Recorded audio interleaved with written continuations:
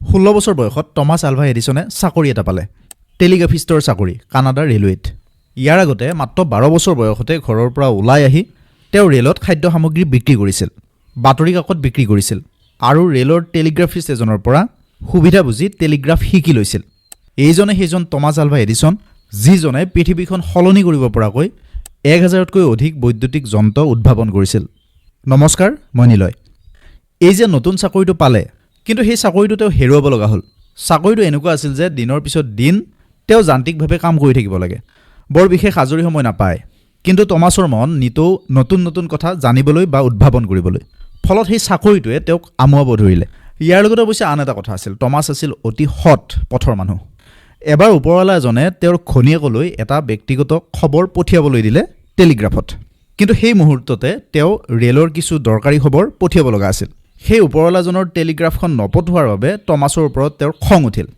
এনেকৈ হেৰাল তেওঁৰ চাকৰিটো তাৰ পিছত তেওঁ কানাডাৰ পৰা আকৌ আমেৰিকালৈ ঘূৰি আহিল আৰু নতুন এটা চাকৰি বিচাৰিবলৈ ধৰিলে ইয়াৰ পিছত কোনো এটা চাকৰিত তেওঁ বেছি দিন টিকি থাকিব নোৱাৰিলে এনেকৈ ইখন ঠাইৰ পৰা সিখন ঠাইলৈ ঘূৰি ফুৰোতে 5টা বছৰ পাৰ হ'ল তেওঁৰ জীৱনৰ লক্ষ্য কিন্তু ঠিক কৰি লৈছিল তেওঁৰ চাকৰিৰ ধন মুখ্য উদ্দেশ্য নাছিল সেই চাকৰিবোৰ কৰি থকাৰ সময়তো তেওঁ গৱেষণাৰ কাম কৰিছিল যিখিনি সময় আজৰি পাইছিল অৱশ্যে ইয়াৰ বাবেও তেওঁ বহুকেইটা চাকৰি হেৰুৱাইছিল কাৰণ মনটো আছিল ঘৰৰ পৰীক্ষাগাৰত আৰু ঘৰৰ কিতাপবোৰৰ ওপৰত এনেকৈ টমাছৰ বয়স 21 বছৰ হ'ল সেই অস্থিৰ জীৱন শেষ কৰি ক'ৰবাত থিতাপি লোৱাৰ কথা তেওঁ চিন্তা কৰিলে তেতিয়া এজন বন্ধুৰ পৰামৰ্শ মতে তেওঁ বেষ্টন চহৰত গৈ উপস্থিত হ'ল তাত তেওঁ টেলিগ্ৰাফৰে চাকৰি এটা পালে তেওঁ তাত ৰাতি কাম কৰিছিল আৰু দিনৰ ভাগত গৱেষণাৰ কাম কৰিছিল ৰাতি মাত্ৰ 4 ঘণ্টা হৈছিল তেওঁ যিহেতু নিজে খুচৰি পঢ়িছিল গতিকে টেলিগ্ৰাফৰ বিষয়ে তেওঁ বহু কথা জানিছিল সেইকাৰণে তেওঁ ওপৰৱালা বা সহযোগীসকলৰ পৰাও যথেষ্ট প্ৰশংসা পাইছিল টমাছৰ কাম কৰা অফিচটোত আছিল অসংখ্য পইতাচোৰা সেই পইতাচোৰাৰ উৎপাতত বিৰক্ত হৈ তেওঁৰ সহযোগীসকলে ক'লে যে তুমিতো এটা প্ৰকাণ্ড বুদ্ধিৰ ভঁৰাল নাকটো চিকুটিলেই তোমাৰ বুদ্ধি ওলায় পইতাচোৰাবোৰ মৰাৰ কাৰণে তুমি কিবা এটা বুদ্ধি উলিওৱা টমাছে হ'ব বুলি কৈ থৈ দিলে তেওঁ কি কৰিলে পিছদিনা আহোঁতে 200টা টিনপাত লৈ আহিল আৰু টেবুলৰ ওপৰত থৈ দিলে এটা শক্তিশালী বেটাৰীৰ দুয়োটা মূৰ টিনপাতত সংযোগ কৰিলে আৰু তাৰ ওপৰত কিছু খোৱা বস্তু থৈ দিলে সেই খাদ্য খাবলৈ ৰাতি পইতাচোৰা আহিল আৰু সেই পইতাচোৰাকেইটা এখন টিনপাত বগাই আন এখনত ভৰি দিয়াৰ লগে লগেই কাৰেণ্টত লাগি সেই পইতাচোৰাকেইটা মৰি থাকিল তাকে দেখি সেই সহকৰ্মীকেইজনৰ মুখৰ মাত হেৰাই থাকিল কিন্তু এনেকুৱা এটা বুদ্ধি খটুৱাবলৈ গৈয়ে তেওঁ এদিন সেই চাকৰিটো হেৰুৱাইছিল টমাছে ৰাতি টেলিগ্ৰাফৰ সেই অফিচটোত কাম কৰে আৰু দিনৰ ভাগত ঘৰত গৱেষণাৰ কামত ব্যস্ত হৈ থাকে তেওঁ যিহেতু শুবলৈ খুব কম সময় পায় সেয়ে ৰাতি ডিউটিৰ সময়তে কেতিয়াবা টোপনিয়ে তেওঁক হেঁচা মাৰি ধৰে কোম্পানীৰ মালিকসকলে সেই কথাটো সন্দেহ কৰি আছিল সেই কৰ্মচাৰীসকল গোটেই ৰাতি সাৰে থাকে নে নাথাকে জানিবলৈ এটা বুদ্ধি উলিয়ালে মালিকে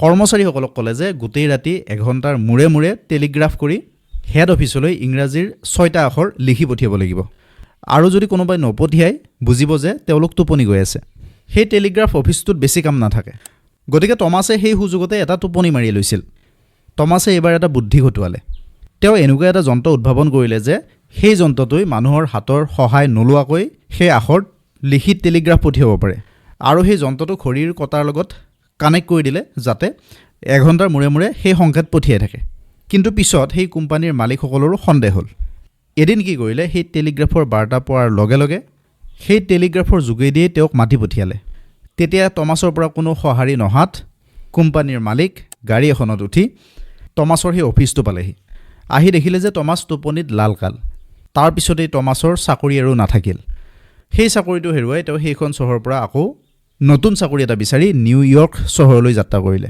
তেতিয়া আছিল 1869 চন সেই বেষ্টন চহৰত চাকৰি কৰি থাকোঁতে তেওঁ যিখিনি টকা পাইছিল সেই টকাখিনি সকলো কিতাপ কিনা বা গৱেষণাৰ কামত বা গৱেষণাৰ বস্তু কিনাত খৰচ কৰি দিছিল জেপত সেয়ে তেওঁৰ টকা এটাও নাছিল সেয়ে এবাৰ তেওঁ নিউয়ৰ্কলৈ আহি অচিনাকি বাটত খোজকাঢ়ি ঘূৰি ফুৰিছিল আহোঁতে এজন বন্ধুৰ ঠিকনা লৈ আহিছিল অৱশেষত তেওঁ বন্ধুজনৰ ঘৰ বিচাৰি উলিয়ালে সেই বন্ধুজনে তেওঁক $2 দি সহায় কৰিলে কিন্তু সেই $2 ধন শেষ হ'বলৈ তেওঁৰ বেছি সময় নালাগিল কিন্তু চাকৰিহে যোগাৰ নহ'ল চহৰখন অচিনাকি আশ্ৰয় দিওঁতা বা ধন দিওঁতাও কোনো নোলাল দিনৰ পিছত দিন তেওঁ ফুটপাথত হ'লে আধা পেটি গৈ থাকিল এনেকৈ ঘূৰি ঘূৰি এদিন তেওঁ চহৰৰ এটা টেলিগ্ৰাফ কোম্পানীৰ অফিচ আৱিষ্কাৰ কৰিলে সেই কোম্পানীটোৱে কি কৰে সোণৰ বজাৰৰ খবৰ ৰাখে আৰু প্ৰতিদিনে সোণৰ সেই উঠানমা মূল্যৰ বজাৰখনৰ খবৰ ৰাখিবলৈ তেওঁলোকৰ সেই টেলিগ্ৰাফ যন্ত্ৰটোৰ খুব প্ৰয়োজন কিন্তু সেই কোম্পানীটোত টেলিগ্ৰাফৰ খবৰ পঠিয়াবলৈ নতুন মানুহৰ আৰু প্ৰয়োজন নাছিল তাত কাম কৰিবলৈ মানুহ আছিল কিন্তু তেওঁক সেইদিনা ভাগ্যই সহায় কৰিলে।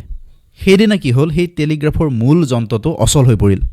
কোম্পানীৰ ইঞ্জিনিয়াৰসকলে ঘণ্টাৰ পিছত ঘণ্টা ধৰি কাম কৰিও সেই যন্ত্ৰটো ভাল কৰিব নোৱাৰিলে। টমাছে ইমান পৰে তেওঁলোকৰ সকলো কাণ্ড কাৰখানা চাই আছিল। তেওঁ বহু বছৰ ধৰি সেই টেলিগ্ৰাফ মেচিনটোৰ লগত জড়িত হৈ আছিল। তাৰ সেই যন্ত্ৰপাতিৰ লগত তেওঁৰ ভালদৰে চিনাকি। তেওঁ সেই যন্ত্ৰটো অকণমান সময় চলাই বুজিলে যে সমস্যাটো ক'ত, আৰু তেওঁ গৈ মালিকক ক'লে যে যদি মোক পাৰ্মিশ্যন দিয়ে তেনেহ'লে মই সেই যন্ত্ৰটো ভাল কৰি দিব পাৰোঁ। মলিয়ন সাজ পিন্ধা এজন ল'ৰা। মালিকে ল'ৰাজনৰ কথাত ভৰসা নকৰিলে যদিও তেওঁৰ হাতত অন্য উপায় নাছিল, গতিকে তেওঁক এটা সুযোগ দিলে। কিন্তু সকলোকে অবাক কৰি টমাছে আধা ঘণ্টাৰো কম সময়ত সেই যন্ত্ৰটো ভাল কৰি পেলালে।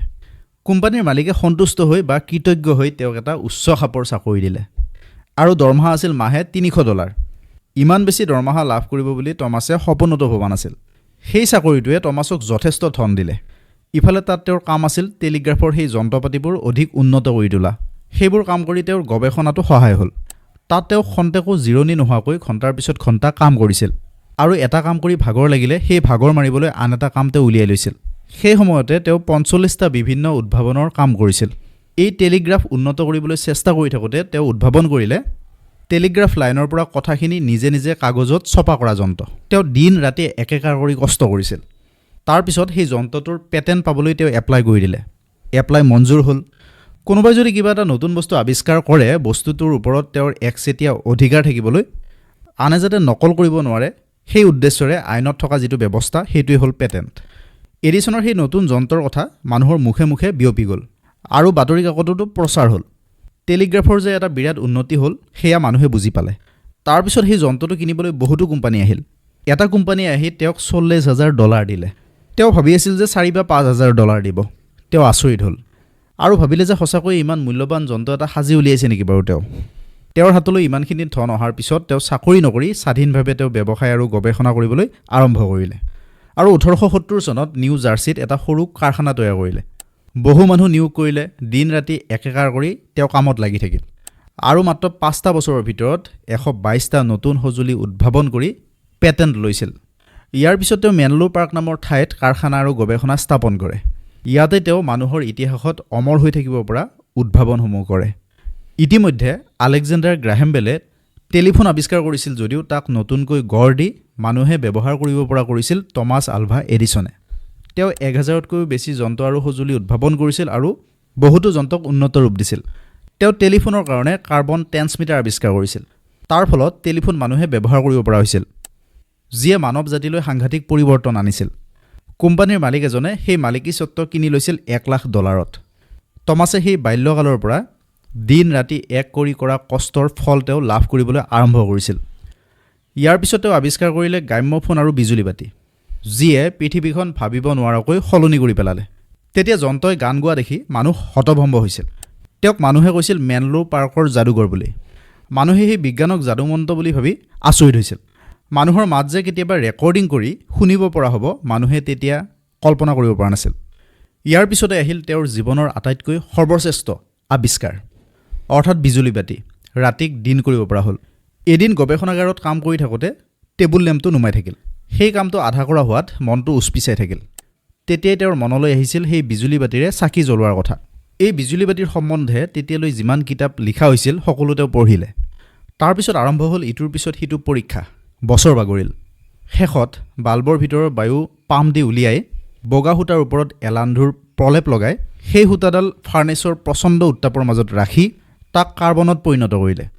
তাৰপিছতেই পৰীক্ষাগাৰত সেই বিজুলী বাতি জ্বলি উঠিল, আৰু উদ্ভাৱন হ'ল মানুহৰ জীৱন সাংঘাতিক ধৰণে সলনি কৰিব পৰা এই বিজুলী বাতি। এই ভিডিঅ'টো চাই কেনেকুৱা পালে কমেণ্ট বক্সত জনাব। ভিডিঅ'টো যদি আপোনাক উপকৃত কৰিলে তেনেহ'লে শ্বেয়াৰ কৰি দিব।